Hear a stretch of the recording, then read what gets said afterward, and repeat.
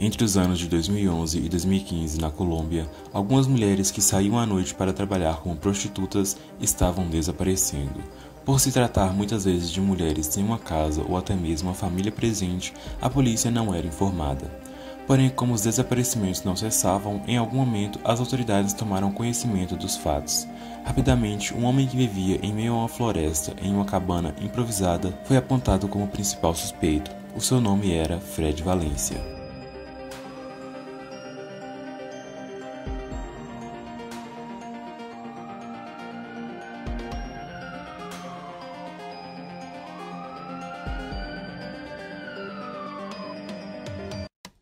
Fred Valencia Vargas nasceu na cidade de Bogotá, na Colômbia, no ano de 1982. Ele vinha de uma família de poucos recursos. Ainda durante a sua infância, o seu pai o abandonou quando se divorciou da sua mãe para ficar com outra mulher que ele havia conhecido. No seu período escolar, ele era dito como um bom aluno, mas que sofria muito bullying por parte dos seus colegas de escola. Durante a sua vida adulta, Fred carregava um ódio muito grande pelas mulheres, e um dos motivos que levou a isso, sem dúvidas, foi quando, em uma ocasião, aos seus 8 anos, algumas garotas abaixaram as suas calças na frente de toda a classe. Ele constantemente estava envolvido em brigas onde estudava. Os psicólogos da sua escola chegaram a recomendar à sua mãe que o matriculasse em uma escola de artes marciais, para que assim ele pudesse de certa maneira extravasar toda a sua raiva. Já na sua adolescência, segundo informações, ele era um jovem revoltado e violento de difícil convivência. No início dos anos 2000, a mãe de Fred veio a falecer, e depois disso ele se mudou para Kennedy, um bairro distrito na cidade de Bogotá.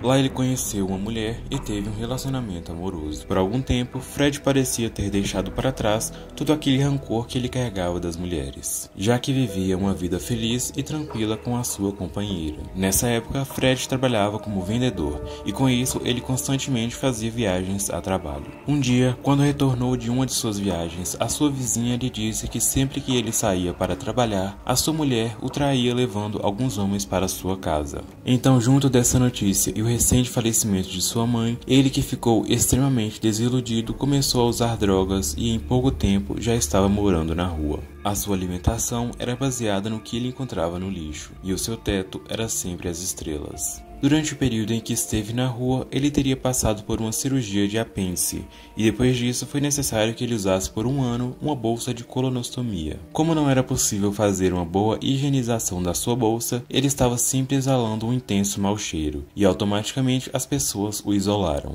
Com isso, ele se tornou ainda mais um homem solitário, e para se afastar de tudo e de todos, Fred foi morar em uma região de mata da cidade chamada Monserrate. Em Bogotá, existe um caótico bairro chamado Bronx, muito parecido com as regiões denominadas como Cracolândias que se tem no Brasil. Lá, os moradores mais frequentes eram traficantes, gangues de rua, usuários de drogas e entre outros. No meio de todas essas pessoas, existiam algumas mulheres viciadas que eram persuadidas por Fred, que as ofereciam comida, bebidas, drogas e até mesmo algum tipo de abrigo, em troca de que elas tivessem relações sexuais com ele. Nessa época, a sua casa era apenas uma barraca improvisada no meio da mata.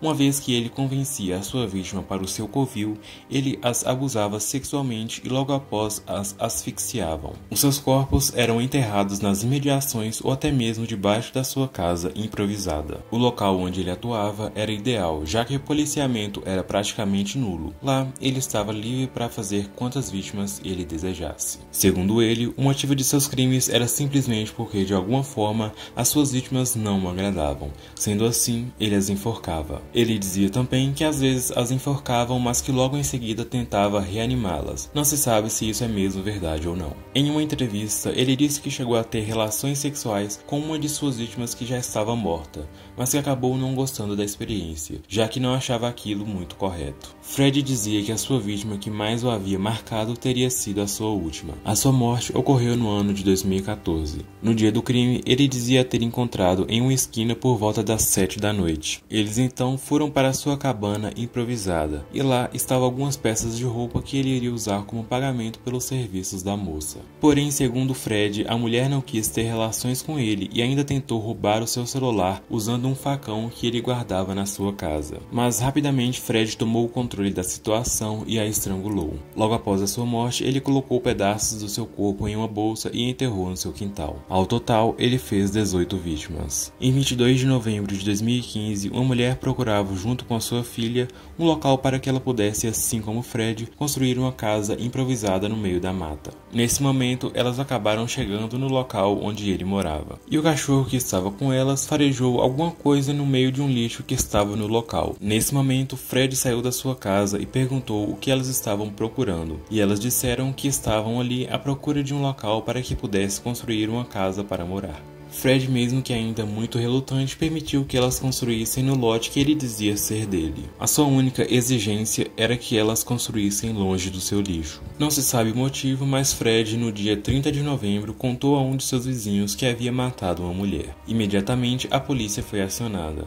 Logo, Fred foi preso sem apresentar nenhuma resistência. Quando as autoridades então começaram a examinar o local, logo encontraram de maneira muito rasa, enterrada, a perna de uma mulher coberta por um cobertor. Nas primeiras 24 horas de busca, 7 corpos foram encontrados. Foi nesse momento então que a mídia começou a chamar Fred como monstro de Monserrate. Contudo, ele dizia que se os repórteres continuassem o chamando de monstro, que ele não concordaria em conceder entrevistas. Fred sempre alegou que os seus assassinatos não foram intencionais e que só havia os cometido porque as mulheres tentavam o enganar ou roubar quando ele as levava para sua casa. Sendo assim, na sua cabeça, a solução seria estrangulá-las, cortar os seus corpos e logo após enterrar em covas rasas no seu quintal. As investigações forenses indicavam que, devido a fraturas encontradas nos ossos de suas vítimas, que os seus métodos mortais poderiam ser muito mais violentos do que ele indicava. Dos 11 corpos encontrados no local, apenas 6 mulheres foram identificadas. As outras 5 permanecem desconhecidas até os dias de hoje. Em uma de suas entrevistas, o argumento que ele sempre usava para explicar que não era um verdadeiro monstro era que, se ele realmente quisesse,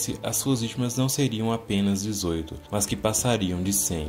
Fred Valência sempre se considerou como uma vítima, já que, segundo ele, era sempre traído, excluído e até ridicularizado. Atualmente, Fred se encontra detido em uma penitenciária colombiana. A princípio, sua pena foi de 36 anos, mas o seu processo ainda continua em aberto e é possível que sua pena ainda seja aumentada. As autoridades que cuidam do caso estão convencidas de que ele fez muito mais vítimas, já que em uma de suas últimas entrevistas, Fred disse que as suas vítimas na verdade poderiam ser um pouco mais de 18. Ainda próximo ao local onde ele morava, foram encontrados os restos mortais de uma vítima masculina, mas não foi possível provar de que se tratava de uma das vítimas de Fred ou de algum outro assassino da região. Em contraste ao cemitério particular de Fred estava a Serra de Monserrate, o local onde ele chamava de lar, um lugar conhecido pelo seu forte turismo religioso. Porém, as pessoas que frequentavam ali não faziam a mínima ideia do sofrimento de que algumas outras não muito distantes haviam passado.